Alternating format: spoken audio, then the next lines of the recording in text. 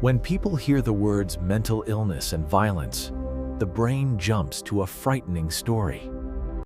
But the real science is quieter, more complicated, and far less sensational than headlines suggest.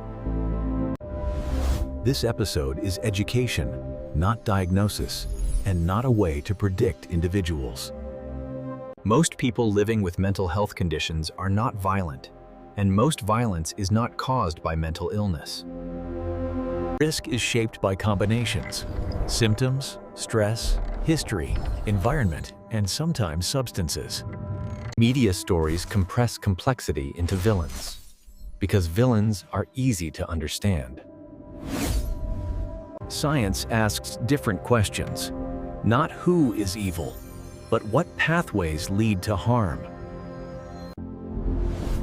Think of severe violence as a rare storm that needs multiple layers to align. The first layer is background. Trauma, chronic neglect, and early exposure to aggression can alter development. The second layer is fuel.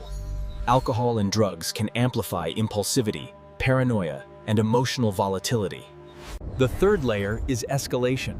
Sleeplessness, acute stress, and rising agitation narrow decision-making. The fourth layer is support. Isolation and lack of treatment remove buffers that can prevent disaster. Neuroscience often frames behavior as a balance between brakes and alarms. When the alarm dominates and the brakes fail, people may act before thinking. Past violence is one of the strongest predictors of future violence, regardless of diagnosis. Patterns matter more than a single moment. Repeated threats, repeated fights, repeated losses of control. Professionals use structured frameworks to assess risk, not gut feelings. They look at what happened before, what is happening now, and what could happen next. The goal is not punishment first. The goal is safety and prevention. Forensic mental health sits where law and medicine overlap, and that overlap is messy. Different systems have different goals, but both can reduce harm when coordinated. Some symptoms can raise risk in specific moments, especially when fear and misinterpretation take over. Paranoia can make the world feel like a trap, where every glance looks like an attack. Hallucinations can be distressing, but they do not automatically create violence. What matters is intensity, loss of control, and whether support is present in the moment. In mania, energy and confidence can surge, and judgment can drop as consequences feel unreal.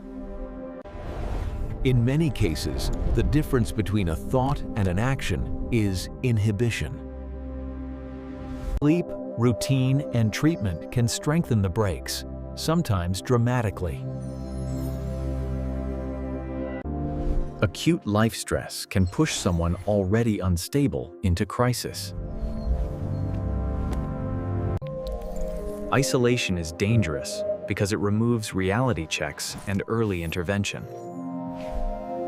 Connection is protective, even when it is imperfect.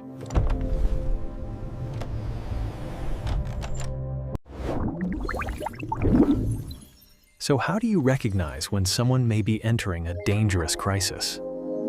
Look for rapid escalation, intense agitation, panic, or rage that is getting worse over hours or days.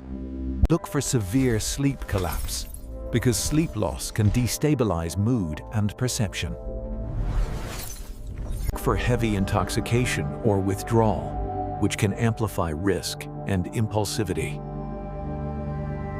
Look for fixation, a narrowing focus on a grievance, a fear, or a perceived threat. Words matter most when they shift from vague anger to specific intent to harm. Urgency matters too. Soon is different from someday in risk assessment. If you are worried, the safest move is to involve professionals, not to manage alone. You can seek help from mental health services or emergency support if there is immediate danger. This is not about labeling someone as a monster. It is about preventing tragedy. Now, let us address the phrase neurological illness directly. Injuries and diseases affecting the frontal brain can weaken inhibition and increase disinhibition. Delirium and acute confusion can produce frightening behavior, often driven by fear and misinterpretation. Some dementias can alter personality and impulse control, but severe violence remains uncommon. Brain changes do not equal violence. Context and support still matter. Criminal psychology is full of myths because stories are more satisfying than statistics. Terms like psychopath are often used loosely, but real assessment is careful and standardized. Traits exist on spectrums, and diagnosis is not a prophecy. When severe violence happens, it is often preceded by a chain, not a single switch. Chains can be interrupted if someone notices early and acts safely. Imagine a mind that feels constantly cornered. Fear can become a lens that misreads reality, turning neutral events into danger. In that state, the body is not thinking about ethics. It is thinking about survival. Add trauma, and the nervous system may learn that calm is unsafe.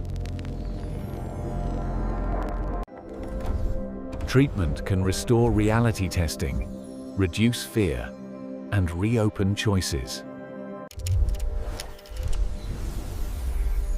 The most important question is not why someone acted once.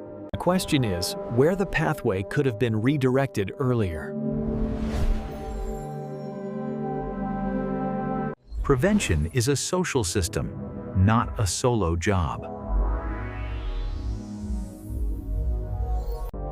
Training in de-escalation and crisis response can reduce harm in public settings.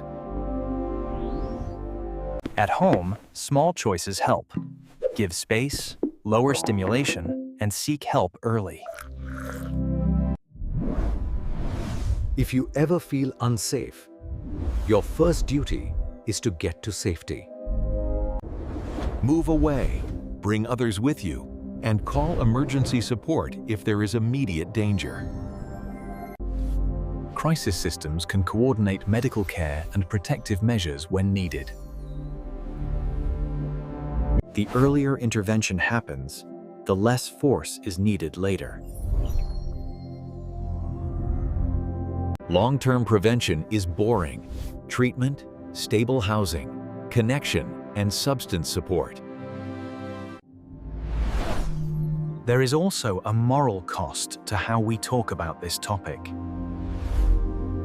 Stigma pushes people away from care, and that can increase risk for everyone.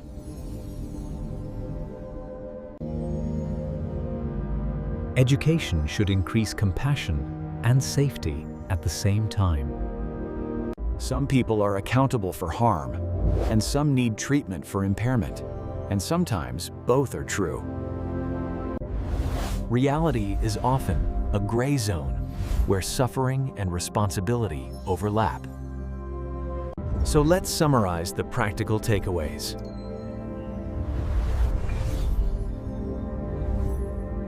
Watch for escalation patterns, sleep collapse, rising agitation, isolation, and worsening intoxication. Treat direct threats and acute confusion as emergencies. Do not try to handle them alone.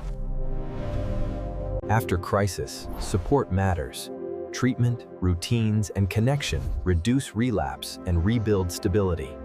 And remember, you cannot predict individuals from stereotypes. You can respond to patterns and risk.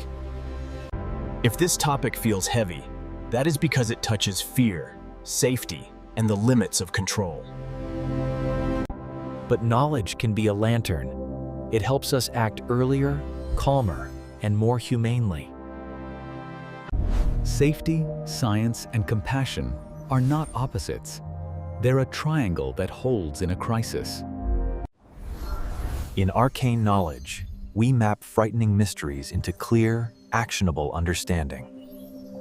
And we do it without turning people into monsters or turning fear into entertainment. One more crucial idea. Even when risk increases, the base rate of extreme violence is still low. That is why professionals talk about risk management, not certainty. Across many studies, substances and acute stress often explain more risk than diagnosis alone. And in everyday life, violence is more often linked to conflict patterns and coercion than to psychosis. During any crisis, making the environment safer and reducing access to lethal means can save lives. If you must speak to someone in crisis, keep it simple, calm, and focused on safety, not winning an argument. And if you are the one feeling out of control, stepping away and asking for immediate help is an act of strength. Another myth is that people snap without warning. Often, there were signs, just not the signs movies use. You cannot spot danger by appearance, diagnosis, or a vibe. You can only respond to behavior and escalation. The hopeful part is that treatment works. Stabilizing sleep, reducing substances, and supporting recovery lowers risk. When we replace fear with clear action and compassion, we protect more people, and we leave fewer behind. If this helped you see the topic more clearly, tap like so more people find it. And if you want more science stories told in quiet terms, subscribe to Arcane Knowledge.